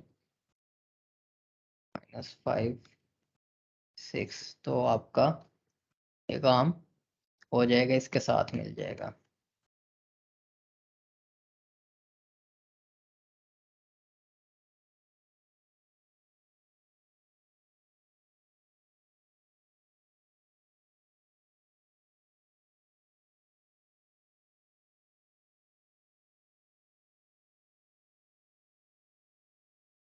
और अब जो थोड़ा सा बटन है, इसकी भी कुछ जो पोजीशनिंग है वो बाकी एलिमेंट से थोड़ी सी इसको तकलीफ हो रही है, हट के आ रहा है ये। तो इसको मैं क्या करता हूँ, इसकी पोजीशन करता हूँ रिलेटिव, और टॉप से इसे 2 पिक्सल देते हैं। तो ये इसकी ये जो तकलीफ है ये भी थोड़ी सी दूर हो जाएगी। अब हमें क्या करना है कि इनकी अगर आपने इनको विड्थ इनको आपने अगर सेट करनी है, जैसे कि ये आप चाहते हैं कि ये पूरे कॉलम के अंदर पूरी फैल के आए, तो आपने जो है वो आप इनको कोई रिलेटिव विड्थ दे सकते हैं। जैसे कि कीवर्ड वाले को आप कह लें कि इसकी विड्थ आप देना चाह रहे हैं उसे 60%। ओके, तो एक तो अगर आप एक एलिमेंट को विड्थ दे देते हैं तो वो बाकी उसके साथ खुद ही एडजस्ट हो जाते हैं। लेकिन अगर आप मैनुअल बाकी एलिमेंट्स को बताते हैं, जैसे ये कैटेगरी है, इसको मैं कह लेता हूँ कि इसकी जो विड्थ होगी 60, और इसको कह लेते हैं 25%।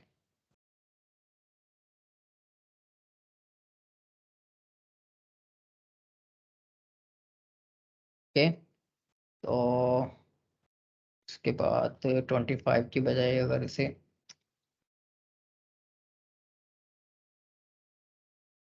30 करते हैं, ओके, और इसको फिफ्थ जो है वो 10% आई बिलीव, बाकी बचेगी हमारे पास 60, 30, 90 और 10।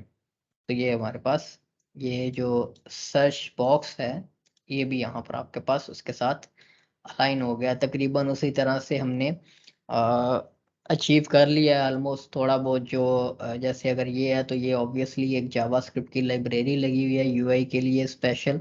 तो हम भी देखेंगे कि यूआई हमने जो अगर लगानी होगी तो हम स्पेशल जो यूआई के लिए लाइब्रेरीज लगा लेंगे। उसके अलावा बूटस्ट्रैप में इसके मैं लेआउट्स के लिए देख रहा था, कंटेनर्स हैं,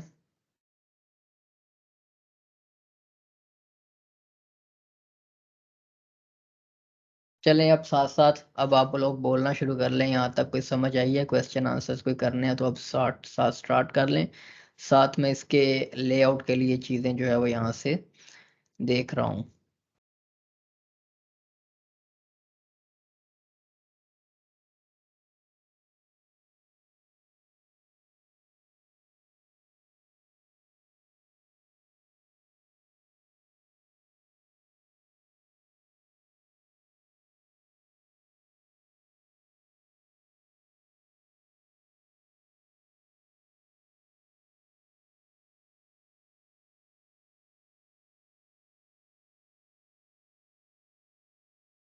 आवाज़ नहीं आ रही आप लोगों को? बोलें भाई।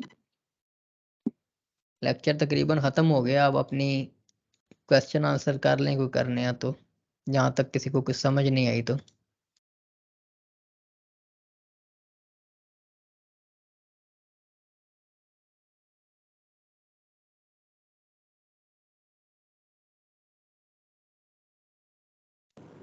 नहीं सर जी, समझ आ गई अल्हम्दुलिल्लाह। आपसे प्रैक्टिस करेंगे तो ज़री बात है, एक टाइम से तो नहीं होना, 2-4 बार प्रैक्टिस करेंगे तो इंशाल्लाह हो जाएगा।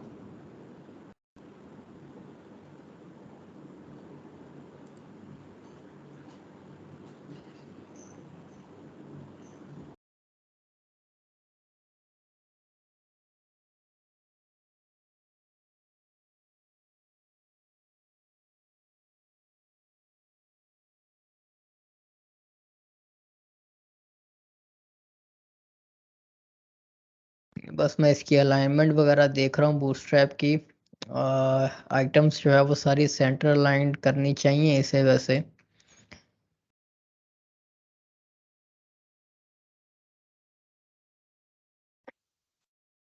सेंटर वो कैसे कर करना नहीं है? रहा। ये मैं चाह रहा हूँ कि ये जो एलिमेंट्स है ना ये ऑटोमेटिकली ये कि रो में हॉरिजॉन्टली जो है ना वो अलाइन हो जाएं वर्टिकली इसमें ना सारी। तो वो ये पहले बूटस्ट्रैप में इन्होंने काफ़ी चेंज कर दिया। बूटस्ट्रैप 5 में भी पहले वो अलाइन आइटम सेंटर से काम चल जाता था, तो अब मैं वो देख रहा हूँ कि उन्होंने वो क्लासेस वो पोजीशनिंग काम मूव कर दी है।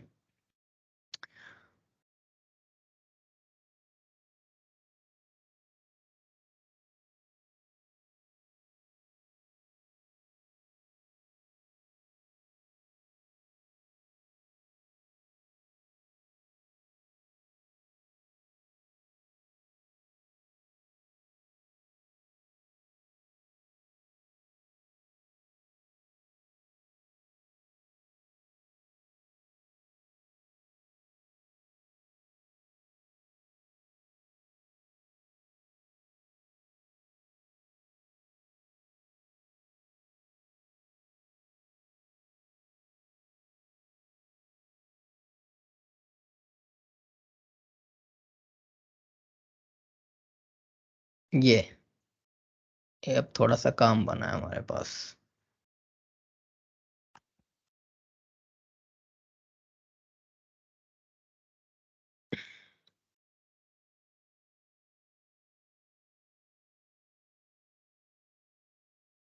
मेरे ख्याल से तब मैं थोड़ी बहुत कोई स्पेल मिस्टेक कर रहा था, लाइन आइटम सेंटर ही थी। ओके, ये सेंटर में हो गई हैं। बस अब इसको ये जो लोगो वाला है इनको थोड़ी सी अब गड़बड़ लग रही है बस मुझे।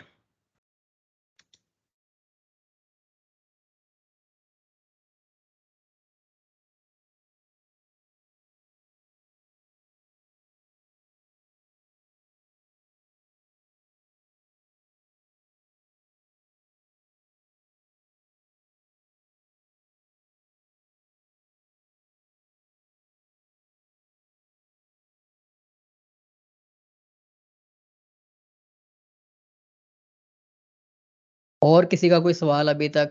ताकि क्लास मेरे ख्याल से अब कंप्लीट है, बाकी जो है वो फुटर नेक्स्ट क्लास में स्टार्ट करते हैं। या आप लोग अगर प्रैक्टिस के लिए करना चाह रहे हैं साथ, तो ये साइट खोल लें और इसमें ये जो फुटर बना हुआ है हमारे पास, ये इसका ये जो फुटर बना हुआ है, इसको आप लोग कोशिश करें रेप्लिकेट करने की।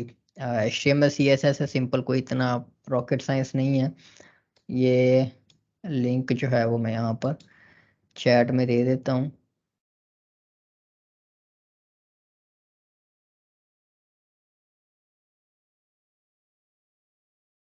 इसका फुटर आप लोग मंडे तक अब साथ साथ बनाना शुरू करें, अगर बन जाए तो ठीक है, नहीं तो मैं भी देखूंगा टाइम मिलेगा तो या तो क्लास में बना लेंगे या उससे पहले ही मैं आप लोगों के लिए फुटर कोड करके रख लूंगा। क्योंकि ये इस तरह की जो सिर्फ HTML CSS है, इसके ऊपर मैं समझता हूँ हमारा टाइम वेस्ट होता है काफ़ी, के वो सिर्फ उस ज़रूरत की चीज़ नहीं है, वो तो वो स्टैंडर्ड चीज़ है जो सबको आनी चाहिए।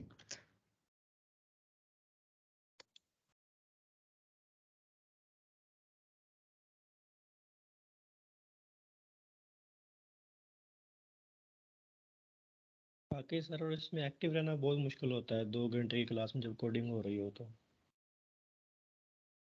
हाँ जी भैया, यही मसला है ना, इसीलिए उसका सोल्यूशन यही करते हैं कि साथ साथ जो है ना वो, क्योंकि फिर ट्रबल शूटिंग भी बीच में आ जाती है, कोई बग आ जाता है, वो फौरन रन टाइम के ऊपर तो सॉल्व होने से रहा कि हम फिर वो घंटा बैठे रहेंगे उसको देखने। डेवलपर की ज़िंदगी तो यही होती है कि फिर बग का, चाहे वो एक सेमी कॉलन का या एक छोटी सी लाइन का बग है, तो उसमें तो हमारा टाइम तो उतना ही लग जाना उसको देख समझते समझते कि कहाँ पर क्या हो रहा है।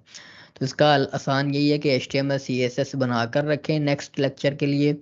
या तो आप कोड करने शुरू कर लें, और या मैं भी आप लोगों के साथ जो है वो इसकी HTML CSS मैं भी बना लूँगा। आप लोग भी प्रैक्टिस के तौर पर ये फुटर बनाएं, और उसके बाद सिर्फ क्लास में हम क्या कर रहे होंगे, कोई HTML CSS को यूज़ करेंगे और उसको डायनामिक कर लेंगे, मेन्यू लोकेशंस बना लेंगे, रजिस्टर करवा के डिस्प्ले करवा लेंगे, ताकि हम ये लेआउट वाला काम जल्दी कंप्लीट करें और एक्चुअल जो फंक्शनैलिटी है थीम डेवलपमेंट की हमारी, उसकी तरफ हम जल्दी आना शुरू करें। क्योंकि इस तरह तो हमारा जो काफ़ी सारा टाइम है वो HTML CSS जनरेट करते हुए ही हमारा काफ़ी सारा टाइम वेस्ट हो जाएगा, लॉस्ट हो जाएगा।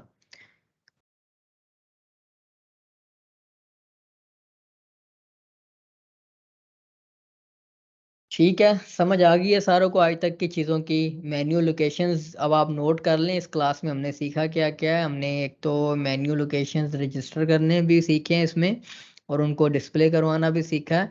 और उसके बाद हमने ये हेडर जो है वो कोड भी कर लिया, फ़ॉन्ट आसम के आइकन्स वगैरह लगा कर। और ये हमारे पास फ़िलहाल स्टैटिक है, इसको हम डायनामिक करेंगे जब हमारे लेआउट्स कंप्लीट हो जाएंगे और वो कॉमर्स की इंटीग्रेशन हम स्टार्ट करेंगे, तो हम इसको डायनामिक करना शुरू करेंगे। और आप लोगों की असाइनमेंट अब नेक्स्ट तक क्लास तक के लिए ये है कि आप लोगों ने ये जो इस वेबसाइट पे फुटर बना हुआ है, इसकी आप लोगों ने HTML CSS बनानी है मंडे तक। 2 दिन का टाइम आपके पास, और ये कोई बहुत बड़ी चीज़ नहीं है।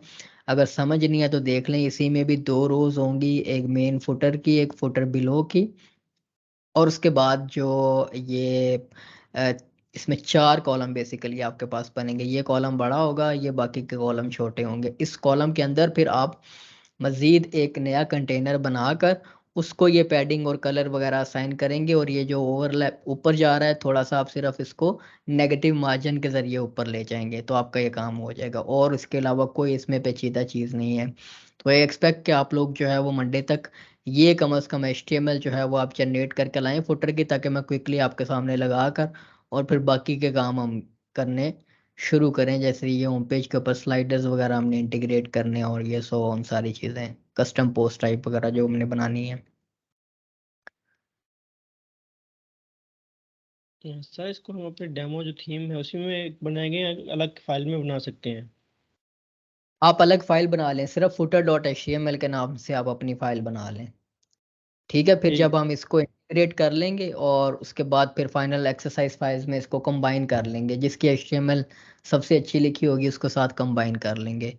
और आज तक की ये जो कोड हो गया बन गई है, अब आपको एक्सरसाइज फाइल्स देनी शुरू कर देता हूँ। इसकी मैं जिप बना के यहाँ पर आप लोगों को अपलोड कर देता हूँ, आप लोग एक्सेस कर लेना। और फिर उसमें से कोई चीज़ देखनी हो, जैसे कलर, जो हमने प्राइमरी वो कलर वाली खास तौर पर चीज़ आप लोगों को समझ आई है, CSS वेरिएबल्स पहले आप लोगों ने इस्तेमाल किए हुए थे कि नहीं?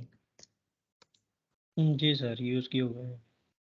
हाँ बस ठीक है, ताकि वो उसी तरह से हम बाद में जब हम इसको कस्टमाइज़र में लेकर जाएंगे तो ऑब्वियसली हम कस्टमाइज़र में एक ऑप्शन डालेंगे कि यूज़र जो है वो कलर स्कीम चूज़ करे, तो वो सारी वेबसाइट के ऊपर इम्प्लीमेंट हो जाए। वो इसी तरह से होगी कि हम फिर एक PHP फाइल जो है वो सेपरेट बनाएंगे कलर स्कीम की, जिसमें हम कस्टमाइज़र से वैल्यूज़ लेकर आ रहे होंगे और उसके अंदर सिर्फ उन वेरिएबल के नेम, वेरिएबल्स में वैल्यू चेंज कर देंगे। तो पूरी वेबसाइट के ऊपर जहाँ जहाँ पर भी वो हमारे पास कलर्स इम्प्लीमेंटेड है वो ऑटोमेटिकली चेंज हो जाएंगे। ठीक है, तो आज की क्लास को ख़त्म करते हैं और इंशाल्लाह मंडे को अब आप लोगों की फुटर जो है वो रेडी होना चाहिए। फिर फुटर को क्विकली लगाने के बाद हम बाकायदा जो लेआउट है बाकी पेजेस का, उनको देख लेंगे और उसके बाद होम पेज की तरफ और कस्टम पोस्ट टाइप और वो कॉमर्स की तरफ आना शुरू करेंगे आहिस्ता आहिस्ता। ओके सर, इंशाल्लाह। Okay sir. ओके जी, अल्लाह हाफिज़ और इंशाल्लाह अब मंडे को मिलते हैं। इंशाल्लाह, अल्लाह हाफिज़।